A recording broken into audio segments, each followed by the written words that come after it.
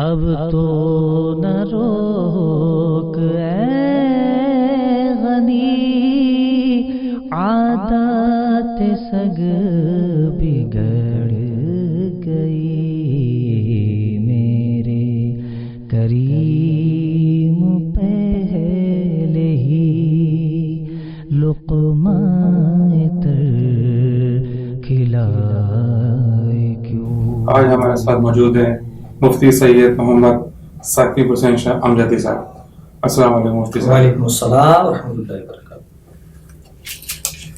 شاہ صاحب ماشاءاللہ سے آپ جس طریقے سے آپ بہت اچھی مسائل کے بارے میں آپ بتاتے رہتے ہیں، ابھی لاسٹ ٹائم بھی آپ نے ہم کو بتایا کہ قرب الہی کیا ہوتا ہے، تو میں آج آپ سے یہ پوچھنا چاہتا ہوں کہ شاہ صاحب کیا قرب الہی بھی اولیاء اللہ کے وسیلے سے، ان کے باعث سے قرب الہی سے ہو سکتا ہے یا نہیں ہو سکتا؟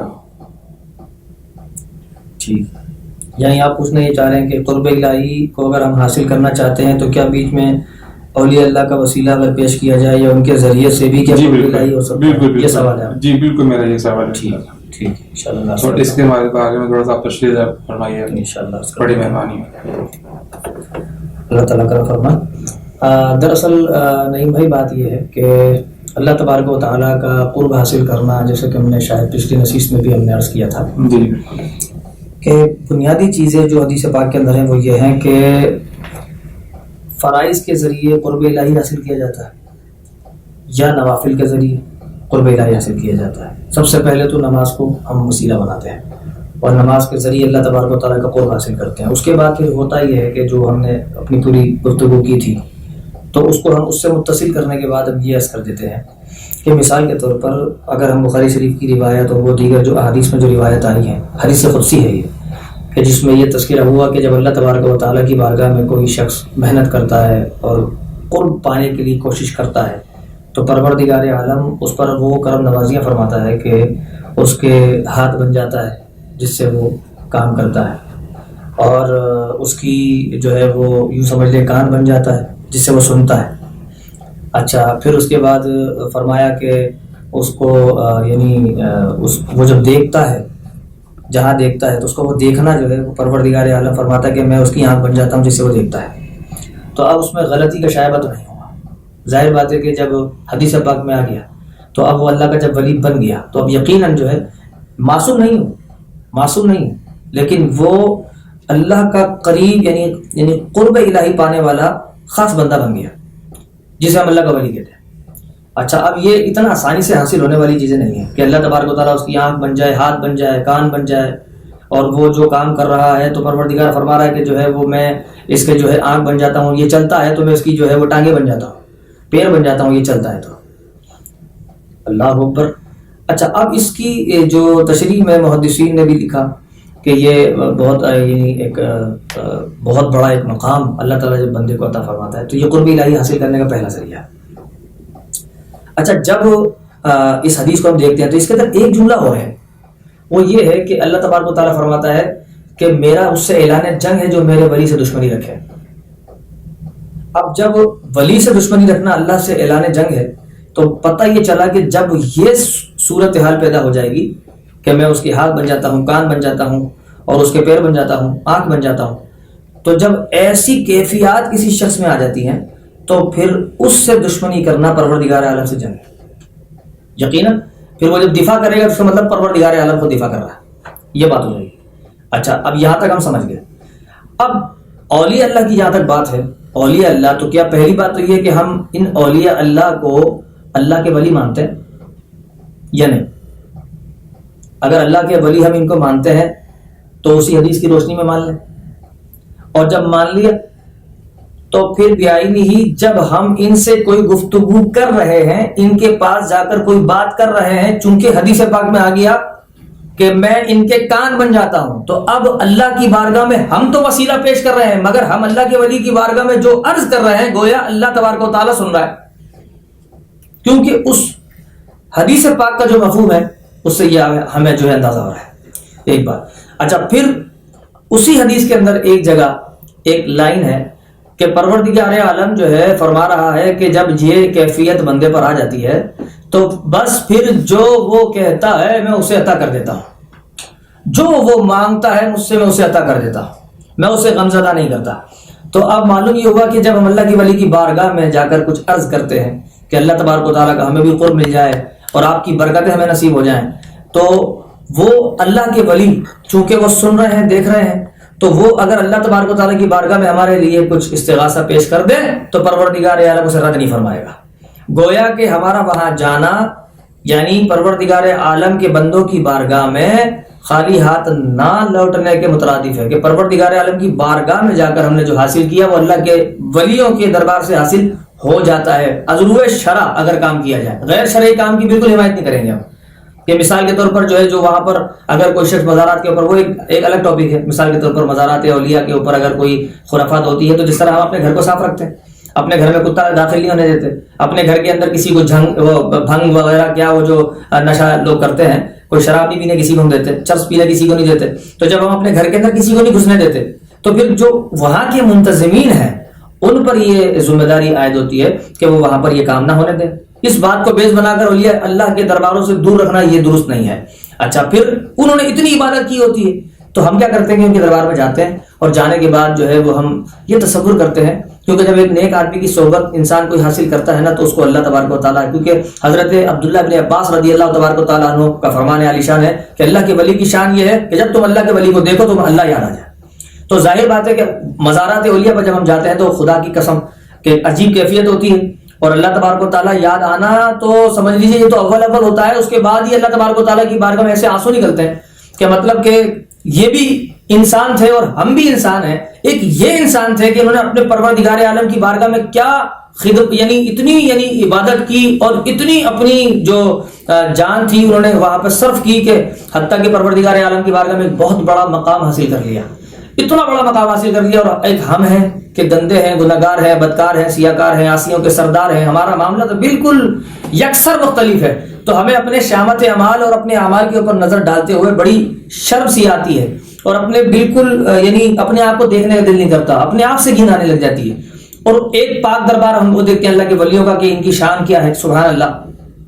اچھا، پھر اس زمرے میں تھوڑی سی بات آگے کروں گا، لیکن یہ سمجھ لیجئے کہ پروردگار عالم کے جو ولی ہیں ان کے دربار میں جا کر جتنا خدا یاد آتا ہے نا، میں سمجھتا ہوں کہ جن کو یاد آتا ہے انہیں سے پوچھ لیں، اور ہم جاتے ہیں، ہمیں معلوم ہے کہ پروردگار عالم کتنا یقین مانی ہے کہ اگر آج ہمیں کچھ فیضان ہمارے پاس ہے اور ہم نماز پڑھتے ہیں، ہم ذکر و اذکار کرتے ہیں، ہمارے پاس اگر کچھ علم ہے، یہ بزرگان دین کی برکتیں ہیں، یہ بزرگان دین کے وسیلے کی وجہ سے ہے۔ اس کی وجہ یہ ہے کہ ان بزرگان دین کے دربار پر جا کر ہم نے دیکھا کہ یہ عالم بھی ہوا کرتے تھے تو ہمیں علم کی رغبت ہوئی، یہ عابد ہوا کرتے تھے ہمیں عبادت کی رغبت ہوئی، یہ زاہد ہوا کرتے تھے ہمیں زہد اختیار کرنے کی ہوئی، یعنی جیسے کہ دل اس طرف مائل ہوتا ہے، وہ کیفیت بنی۔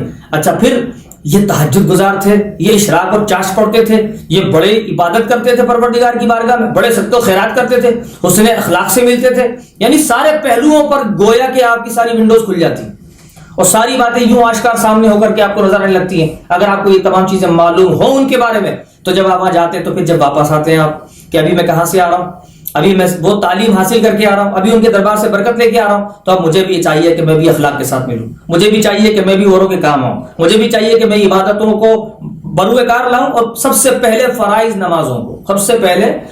نمازوں کا انتظام کروں، با جماعت نمازیں پڑھوں، پھر نوافل کا انتظام کروں، چاشت، اشراق، تہجد وغیرہ پھر اس کا انتظام کروں، تلاوت قرآن مجید۔ آپ دیکھیں کہ اولیاء اللہ کی زندگی کے اوپر آپ نظر ڈالیں تو یہ پورے دن میں قرآن پاک ختم کر لیا کرتے تھے، ایک رات میں قرآن پاک ختم ہو رہا ہے، ایک قرآن پاک دن میں ختم ہو رہا ہے۔ ادھر تو یہ ایک آیت پڑھنے کی توفیق نہیں، چلے ہیں اولیاء اللہ پر بات کرنے کے لیے، اگر کوئی ایک رکوع بھی پڑھ لیتا تو کون سا کمال کر دیا۔ یہ تو پوری زندگی حضرت امام احمد بن حنبل رضی اللہ تعالیٰ محدث ہیں، بڑے محدث ہیں، جن کی مسند امام احمد کتاب ہے، وہ ساری رات قرآن پڑھتے تھے۔ امام اعظم ابو حنیفہ رضی اللہ تبارک و تعالیٰ رمضان شریف میں دن میں ایک قرآن پڑھتے، رات کو ایک قرآن پاک ختم کرتے، گویا کہ 30 دن میں 60 قرآن پاک ختم کر لیتے بمشکل۔ ہم سے تو ایک ہی قرآن پاک ختم ہو جائے بڑی بات، اور بلکہ بہت سو کا تو یہ بھی معاملہ نہیں۔ میں نے تو یہاں تک دیکھا ہے کہ آپ کو سن کے حیرانگی ہوگی کہ وہ جب ختم القرآن والا دن آتا ہے، 27ویں شب کو ہم ختم القرآن کرتے ہیں، ہمارے یہاں ایک دستور ہے اور یہ نزول قرآن کی رات بھی ہے، تو لوگوں کو میں نے دیکھا کہتے ہیں کہ ہم نے اتنے پڑھ لیے تھے، اتنے دے دو تاکہ ہم اپنا ختم القرآن کا جو ہے وہ کوئی سلسلہ کر سکیں۔ یعنی حال یہ ہے اور بات کرنے چلے ہیں اولیاء اللہ کی شان پر، ان کی پہلے عبادت اور ریاضت کو پڑھتے لو، ایک دفعہ پڑھ کے دیکھو، اس کے بعد پھر کہنا کہ تم ان کی ٹکر کے ہو. ٹکر تو بہت دور کی بات ہے، تم ان کی چپل جیسے نہیں ہو، ٹکر کرنا تو بہت دور کی بات. اچھا، ایک تو یہ بات تھی کہ جو ایک عقیدے کی تھی. لیکن میں آپ کو ایک چھوٹی سی بات بتاؤں. عالم ارواح کے اندر تمام انسانوں کی روح ہے، پیدا ہو چکی ہے اور وہ موجود ہے، ابھی بھی عالم ارواح موجود ہے. یہ روح وہاں سے نکلی ہے اور دنیا میں آئی، یہ عالم شہادت ہے. یہاں پر ایک لباس پہنا ہے، جیسے کہ ایک فوج کا ایک لباس ہوتا ہے، ایک نیوی کا لباس ہوتا ہے. ہر جو جہاں پر کام کر رہا ہوتا ہے اس کا اپنا ایک لباس ہوتا ہے، اس کی پہچان شناخت ہوتی ہے کہ یہ اس لباس میں ہے. اچھا، وہ ڈیوٹی کر رہا ہوتا ہے، اور جب تک اس نے وہ لباس پہنا ہوا ہے نا، وہ اپنے مالک، جس کا لباس پہنا ہوا ہے، اپنے مالک کی ساری جو ہے وہ خدمت کرے گا جو اس کے ذمہ کام ہے. جب وہ اس کی ڈیوٹی پوری ہو جائے گی، وہ لباس اتار دے گا. ٹھیک ہے، آپ یہ ذہن میں رکھیے گا نقطہ. اسی طریقے سے یہ جو گوشت پوسٹ ہے نا، یہ بھی ایک لباس ہے. روح جب عالم ارواح سے چلتی ہے، عالم شہادت میں آتی ہے، تو گوشت پوسٹ کا جو لباس ہے نا، یعنی یہ گوشت، ہڈی، کھال، یہ ایک لباس ہے. اس لباس بشریت کو پہن کر وہ دنیا میں آتی ہے روح. اچھا، اب وہ لباس بشریت جو ہے وہ تربیت پاتا ہے گریجولی، درجہ بدرجہ، تدریجن وہ چھوٹے سے بڑا ہوتا ہے، لیکن اس میں روح وہی ہے. اگر عالم ارواح میں، یعنی یوں سمجھ لیجیے، یعنی روز اول سے اللہ تبارک و تعالی نے جسے ولی بنانا تھا اسے عالم ارواح میں ولی کر دیا. جسے نبی پیدا کرنا تھا وہ نبی ہے.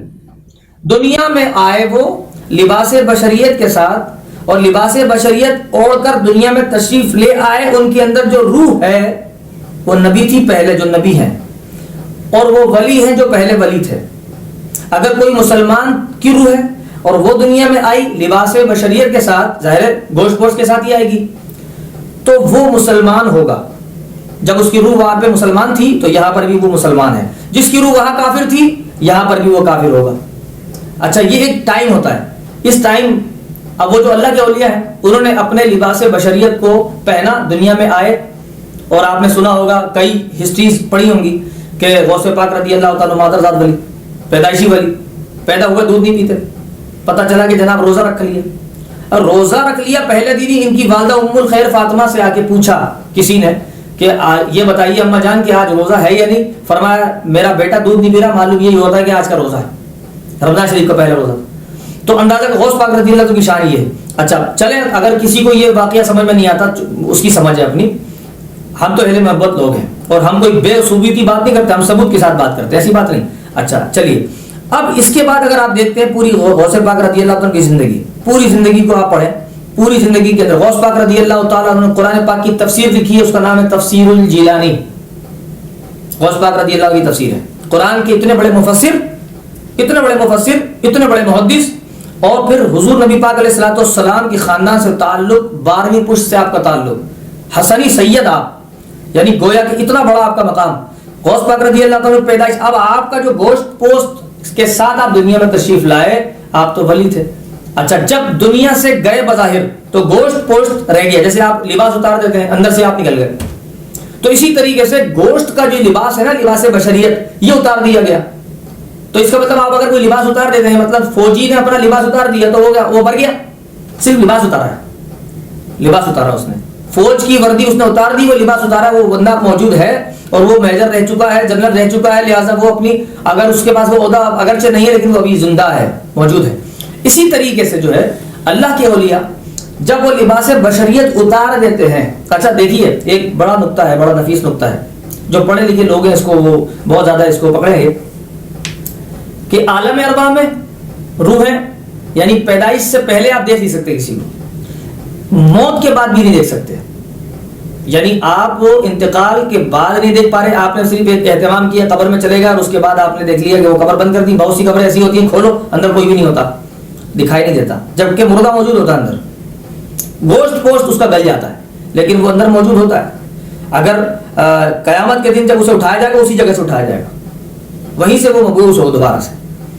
اچھا، اب بیچ میں ایک عالم ہے جس میں ہم نظر آتے ہیں، ہم سے پہلے ایک عالم تھا وہاں ہم دکھائی نہیں دیتے تھے، اور اس کے بعد ہمارا جو بعد والا، اس کے بعد والا جو عالم برزخ ہے اس میں ہم دکھائی نہیں دے رہے، لیکن ہم تینوں عالموں میں موجود ہیں، تینوں عالموں میں موجود ہیں. یہ ذرا غور کیجیے گا اس بات تو اگر ہم نے لباس بشر، اللہ کے ولیوں نے لباس بشریت اتار دیا اور ہم نے ان کو لباس بشر میں دیکھا تھا، تو ہم سارے اندازے جتنے بھی دلائل دے رہے ہیں، جو کچھ بھی جو لوگ انکار کرتے ہیں ان کی بات کر رہا ہوں، وہ جتنے بھی دلائل دے رہے ہیں، جو کچھ بھی باتیں کر رہے ہیں، وہ صرف لباس بشریت کو دیکھ کر رہے ہیں، جبکہ اصل تو روح کا معاملہ ہے جو ان کے اندر ہے، جو پروردگار عالم نے زندہ رکھی، اور وہی روح نکالی جاتی ہے، وہی روح پرواز کرتی ہے، اسی روح کو جو ہے وہ ملک الموت نکالتے ہیں اور وہ زندہ ہی رہتی ہے.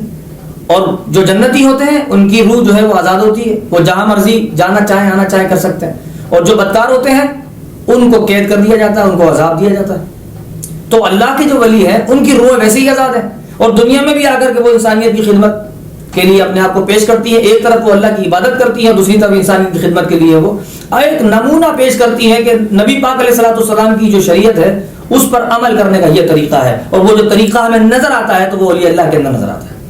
تو اب اگر ہمیں اللہ کا قرب حاصل کرنا ہے تو مجھے بتائیے جو پریکٹیکل ہے پہلے سے، ان کے دربار میں جانے کے بعد ہمیں اللہ کا قرب عطا ہوگا، یا ہم ان ٹرین کے پاس چلے جائیں کسی کے پاس جس کو پتہ ہی کچھ نہیں ہے، وہ کہاں سے ہمیں اللہ کے پاس جو ہے وہ اللہ تبارک و تعالیٰ کا قرب جو ہے وہ ہمیں سکھائے گا؟ جس نے سیکھا ہوا ہے، جس نے پریکٹس کی بھی ہے جس چیز کی، وہ بتائے گا ہمیں کہ اللہ تبارک و تعالیٰ کا قرب کیسے ملے گا. ایک اللہ کا ولی ہی بتائے گا نا. تو اب آج کل تو سبھی اللہ کا ولی ہونے کا دعویٰ کر دیں گے، مثال کے طور پر آپ کر دیں، کون منع کرے گا؟ میں کر دوں، کون منع کرے گا؟ لیکن میں تو خیر نہیں کروں گا انشاءاللہ.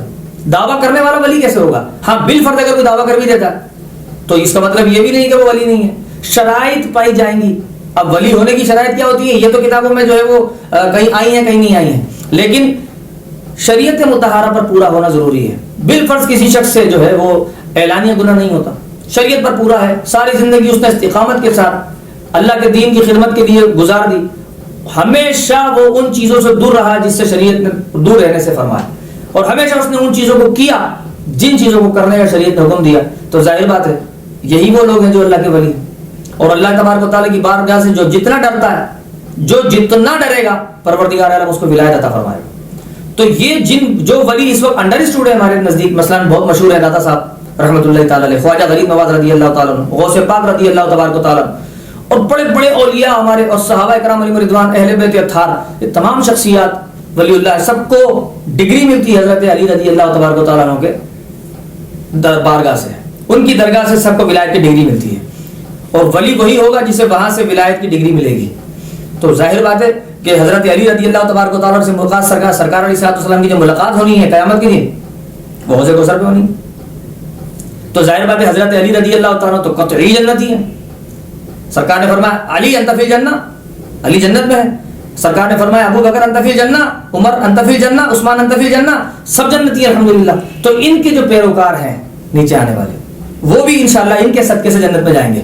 تو اس لیے ہم یہ کہتے ہیں کہ ہم خلاصہ کلام، آپ کو ہماری گفتگو تھوڑی لمبی ہو گئی، خلاصہ کلام یہ نکلا کہ اللہ کے اولیاء جو ہیں وہ قرب الہی کا سبب یوں ہے کہ پروردگار عالم نے ان کی عزت کرنے کا حکم فرمایا، اور فرما دیا کہ ان پر کسی قسم کا خوف بھی نہیں ہے، غم بھی نہیں ہے، ان کو تنگ مت کرنا، اگر ان کو تنگ کرو گے تو میری تم سے جو ہے اعلان جنگ ہے میرا. اگر تم نے ان کو تنگ کیا یا ان کے بارے میں کوئی بات کی یا لب کشائی کی یا گستاخی کی، پھر اعلان جنگ ہے. تو ظاہر بات ہے کہ پروردگار عالم جو ہے وہ اپنے دوست کی، اپنے محبوب کی کوئی برائی سن نہیں سکتا، کیونکہ وہ سنے گا تو ناراض ہو جائے گا. اس لیے پروردگار عالم کی رضا جو ہے وہ اسی میں ہے کہ اللہ کے اولیاء کی عزت کی جائے، اور اللہ کے اولیاء کی عزت کرنے میں اللہ کی رضا ہے. اور یوں ہم اللہ کی رضا کو پانے میں اگر کامیاب ہو گئے تو اللہ کے اولیاء سبب بن جائیں گے اللہ کے قرب کو حاصل کرنے کا.